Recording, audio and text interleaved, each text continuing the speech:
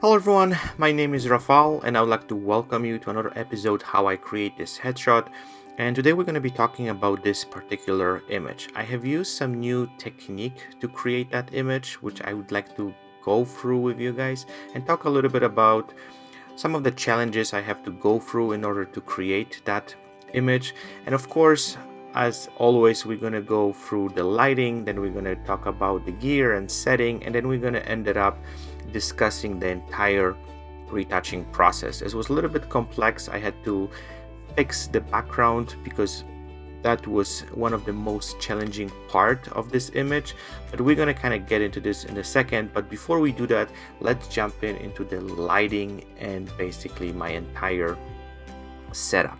So basically, as you guys probably can see, this is the behind the scene image, and I use only two lights. I was using my main light, and I use in this case Elinchrom Deep Octa, the big one, the 39 inches, and the power was 1/16 of the power of the speed light. And I had to actually go with much higher, I would say, power, because I want to make sure that the image is basically very sharp. And as you guys probably also see, I had this orange square which they have some lines and they had to be removed later on, and in order to actually achieve that and make my life easier in post-production, I have to actually just use much higher f-stops, and in this case I have to just kind of increase the power to make those lines much more visible, so they're going to be much easier to remove from the actual image.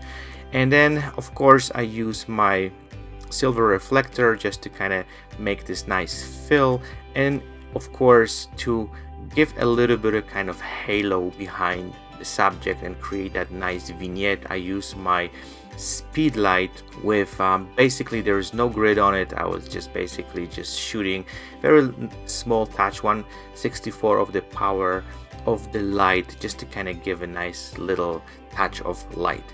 And before we jump in further, I just want to talk about those orange squares, and the main reason I have used those was because I was trying to find something which is fairly inexpensive, because if you want to purchase this entire roll of orange paper, it was extremely expensive. It was, I think, around $60-70, and I've decided to kind of go different path because I wasn't sure if I'm gonna still use this orange paper, and I didn't want to spend that much money. So I found those orange squares in Michael's, and believe it or not, they cost me about 25 cents per square. And the one tip which I would like to share with you guys, because I've tested several different ones, and you want to, if you kind of gonna go this path and you're gonna try to create or recreate something similar, try to find a paper which is not fairly reflective, because the more matte the paper is, it's gonna basically reflect light much nicer, and you're not gonna have to fight with some hot spots after basically in the retouching process. So this is something useful and extremely important tip, because I was trying to use several different ones and I was just basically struggling. I didn't get this really nice, I would say, smooth background, and that was something which basically, after trying few things, I basically got to the conclusion the paper has to be matte. And if it depends where you go and depends where you search for this, you can find those. It was pretty easy process. I basically stick them to the wall. I didn't have to kind of like hang them or anything like that. I used just clear docking tape to kind of attach them to the wall. And of course, another tip and another, I would say, advantage, whenever you're getting those squares, you can basically create the size of the background you want. You don't have to, as I said, buy entire 20 meters of paper. You can just use the amount of squares you need. You plant them on the wall and you're basically ready to go. Plus, you can pick any color you want. So this is another, I would say, advantage. You can just kind of decide which color you like. You can kind of purchase them. And I think, I don't remember how many exactly I got, but I think it was like 10 or something, and I was pretty much ready to go. And I think I bought even more that I needed. So that's something which you guys can figure it out. Okay, I've been talking a lot about this entire setup. Let's move on to the gear and settings. So basically, again, I was using my Nikon D800 with my Nikon 70-200 VR2. I used two speed lights, Nikon SB910 and Nikon SB800.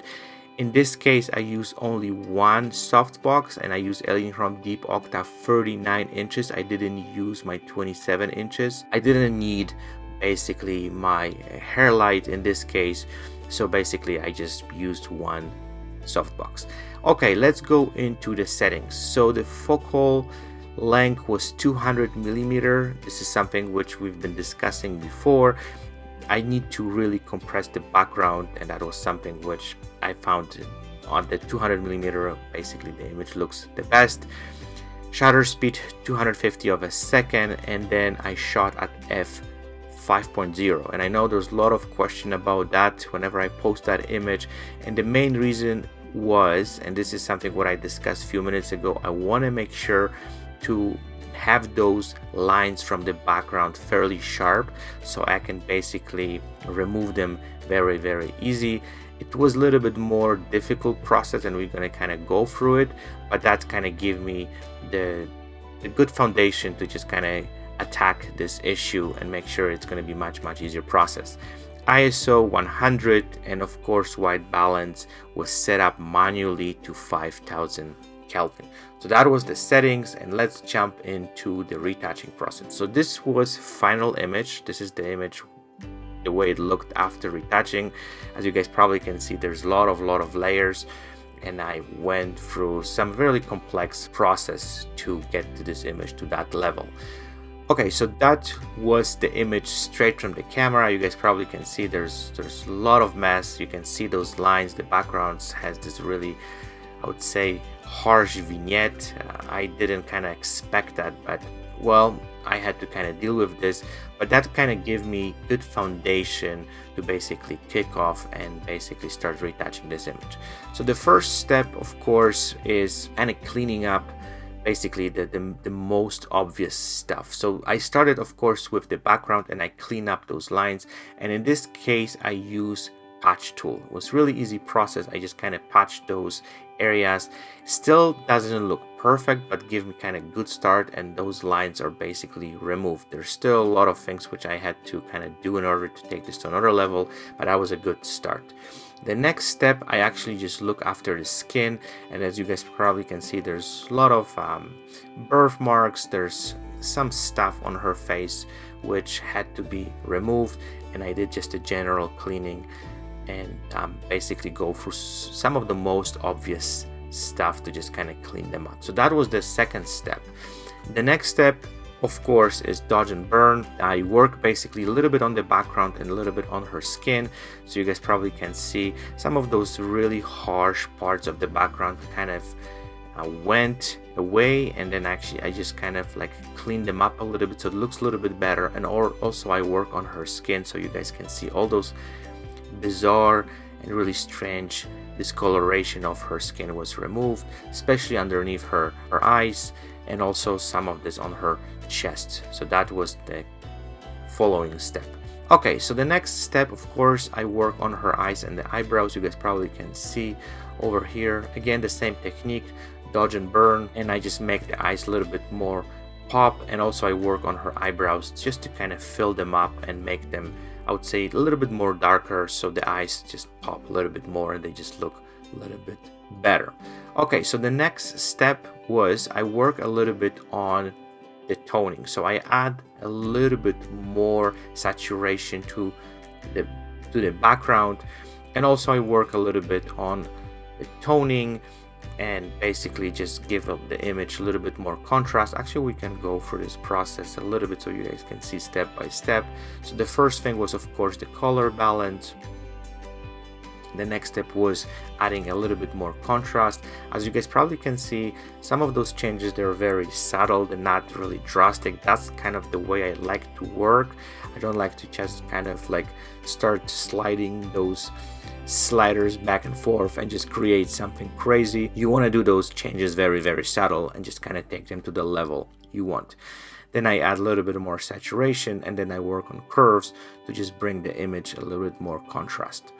So that was before. That's after. And also, you guys probably noticed the image got a little bit more three-dimension look. This is something which is extremely important for me, and I want to make sure that the image has that nice contrast and basically looks like there is some dimension to the image. Okay, so the next step, that was basically cleaning the hair. Let's kind of make this whole thing closer. You guys probably can see she had a lot of flyovers all over the place, so basically I just cleaned them up. And in this case, I use this specific tool as a spot healing brush. You just basically run over the hair and basically the Photoshop do the rest, and it's pretty easy process. It's a little bit of time consuming. It's not as bad, but like you don't have to just kind of clone it and just go crazy. And also, as you guys probably can see, I left over some of those hair. You don't want to clean up all of it because it's not going to look good and it's going to look unnatural and it's going to look fake. So you want to leave behind some of those stuff because that just want to make the image looks much more real. Okay, so the next step was liquefying. So I clean up a little bit the hair just to kind of give a little bit more rounded shape. We talk about it in my previous videos where I'm kind of picky when it comes to the symmetry. You want to make sure that the image looks nice, and liquefying usually make this possible. Of course, you don't want to overdo it. You just want to kind of look at the image and see what I can kind of fix to just kind of make the image more symmetrical. And in this case, where the hair, as you guys probably can see before, it was like kind of a little bit off, and there's some also stuff on her shirt, so just kind of clean them up a little bit and make this image looks much more smooth. And one kind of things what I want to mention, like usually when it comes to liquefying, the one thing what I do, I work a little bit around the body and work a little bit around the hair, but I'm not trying to change anything within the face. This is something which is extremely important. I know some people just going nuts and then just kind of liquefy everything whatever they can. I basically don't do that. If there is some specific area which bugs me, then I will do it, but also very, very subtle stuff you don't want to kind of overdone because it's gonna look really unreal. Okay, so let's move on to the next step. So I clean up also a little bit of hair. There's some kind of leftovers here, and again, this is a process, so you cannot really kind of predict how this retouching process is going to look like. You just kind of do steps, and then the things which kind of bugs you and they come out throughout the process, then you start to fixing them. So this is case, you guys can see there's some kind of like stuff around her hair which I found they're kind of distracting and I didn't really like it, so I just removed them. Okay, let's move on to the next step. So in this case, I actually just again use dodge and burn technique to just work a little bit on the background. I found that this vignette is way too harsh. I just want to make this background looks much more even and looks much more smooth and have those colors like literally pop. So that's I use dodge and burn. It's again still not perfect, but took me to another level, which basically allowed me to kind of like make this image looks better and kind of get me to another step. So basically there's 2 dodge and burn runs just to kind of get this image to another level. Then I use a little bit of frequency separation just to kind of smooth it out even more. So basically at that point I started like literally working only on the background just to kind of make it look the way I want it. Okay, the next step, again, I use another dodge and burn technique. So basically that was run after run after run just to kind of take it to this image to the next level. So then in this, like you guys probably can see those 4 layers, there was dodge and burn and frequency separation just to kind of bring this image to basically the level I wanted.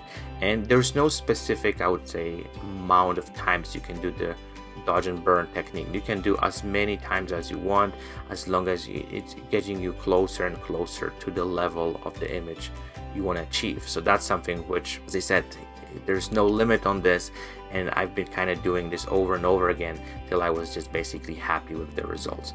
And then the last step, well, there's a couple more. Then I did a little bit of dodge and burn on the skin, because basically I was working on the background itself, and now I was kind of happy with the results. and then I just kind of move on into the skin retouching, and then I just did the last run of the dodge and burn for the skin. You guys probably can see there's some harsh shadows around, and then I just want to make sure this whole thing removed. There's a little bit of stuff on her chest, so again I just want to make sure this whole thing is much more smooth out. Okay, the next step here, as you guys probably can see, it was very gentle. I add a little bit more saturation to the image because I just want to make this background pop. And basically I just went to the raw filter, and you can actually adjust the saturation of specific colors, and I actually just added a little bit just to kind of get this image even more orange. I want to make sure, and that was my goal, just to make this image like very saturated and then like strong and powerful, because that was my kind of goal with this image. Okay, the next step, I work a little bit on her lips, so you guys can probably see I went to liquify. I found the lips were a little bit kind of too open, and I just kind of want to make sure this whole thing is just cleaned up a little bit. Again, very subtle stuff, and I mentioned a few minutes ago I don't do too much when it comes to liquefying any parts of the face, but in this case I found like pretty much looks a little bit better, and I just kind of decided to do that. And this is basically the final shot, so let's me kind of uncheck everything so you guys can see how this image looked before and after. So you guys probably noticed there's a lot of steps. So that was before and that was after. That was before, so the image went through quite transformation, and basically that was my goal with that image, to create that. Okay, I hope that was interesting. I hope you guys enjoyed this, I would say, long video. I've been yapping for quite a bit, but if you guys have any specific questions, you guys would like to add anything to this, you'd like to share some of your experiences, or if there's any ways we could make this process easier, please let me know. I would love to hear from you. And yeah, thank you for watching. Stay tuned, and I'll chat with you guys very soon. Bye bye.